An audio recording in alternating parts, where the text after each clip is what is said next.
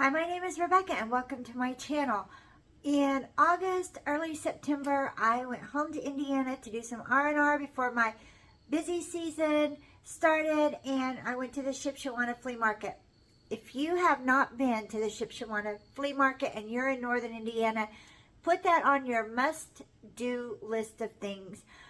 From May to September, Tuesdays and Wednesdays, I mean, it is a phenomenal experience. It is 700 booths spread out over 100 acres, anything from produce to plants, a lot of Amish vendors set up there, and a lot of rustic decor, and anything and everything that you actually would find. Really, there's something for everyone. I brought home bushes. Because everybody goes on vacation and brings home bushes, right? I mean, yeah. Anyhow, that was really fun when my husband popped my trunk and there were like 2 big pots of bushes in my trunk. Anyhow, people are just used to expecting the unexpected out of me. But while I was there was a vendor that had some pallet trees. And I thought that they were truly beautiful, rustic. I do like a lot of rustic decor, and I like to mix my decor, but I do like a lot of rustic, and I seen those, and I did not think the price was bad at all. But my next thought was not everybody has access to pallets, and not everybody would have access to create something like this. So how can I do this with Dollar Tree products? Because when I see something, that's kind of where my mind goes. Can I recreate this with Dollar Tree products? So let me show you what I did.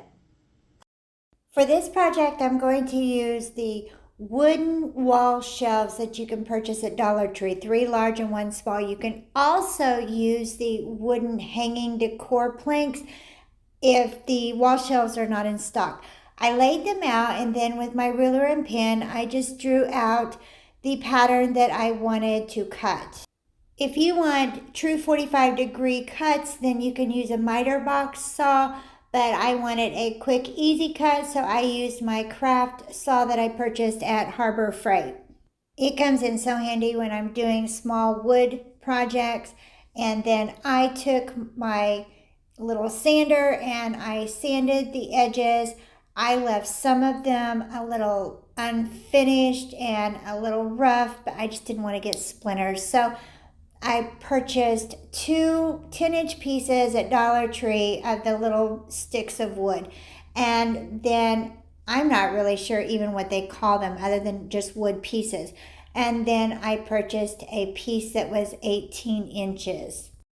I'm just painting them with some acrylic paint mixed with water to make kind of a stain on them. And I'm going to do the whole project with kind of I'm going to rabbit ear around the word stain. It's just different shades of brown that I pulled out of my paint stash and some black, and then I mixed it with water to achieve kind of the different colors of pallet wood that I had seen on the original, my inspiration piece.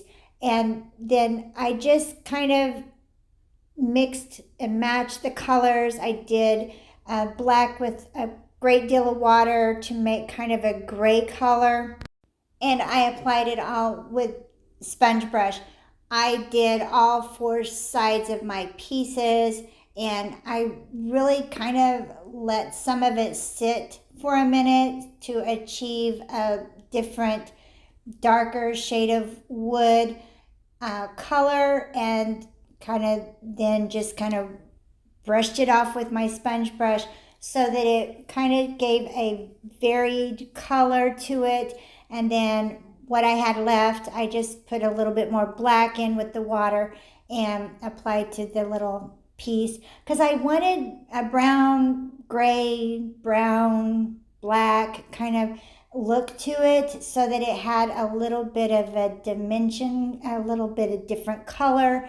And then I just took a different color brown and put some water in it, and I did the same application to the 3rd piece of wood. It's a completely different color than what I had been using before, but the more I put this on, the more it dried, it just looked like the same color. It did not give my eye, it's not the camera, it's drying the same color, and it did not have any depth or dimension, and it was drying the same color, and I really was just not liking it at all, and I was really disappointed.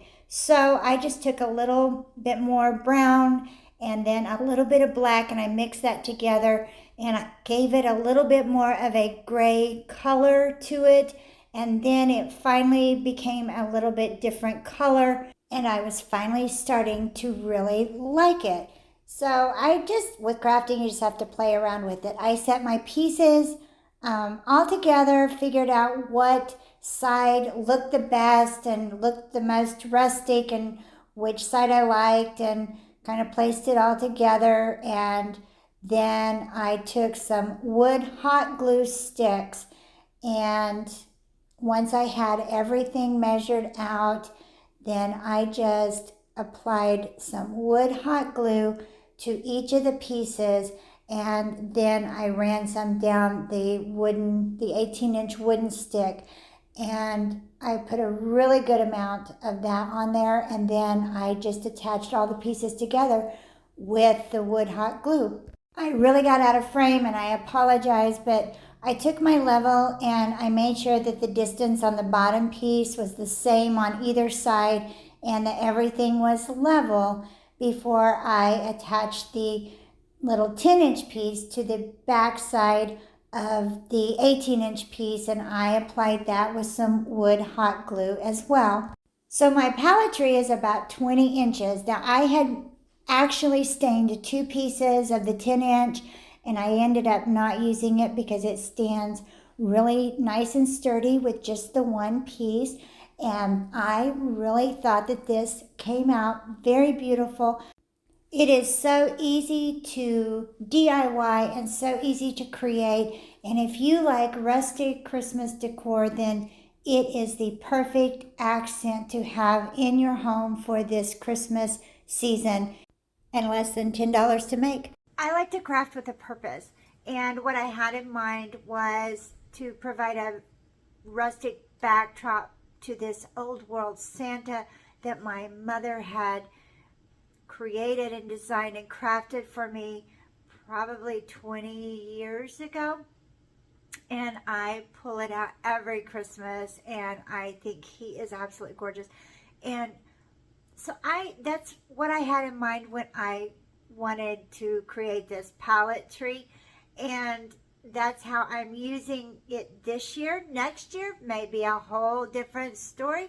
I will probably find another purpose, but I thought it turned out so cute that this is going to stay in my Christmas stash, and I'm going to probably use this year after year. So don't forget to subscribe. Hit that bell so that you know when I've uploaded my next video. Give me a thumbs up. Thank you so much for watching Crafts, Laughs, and Chaos.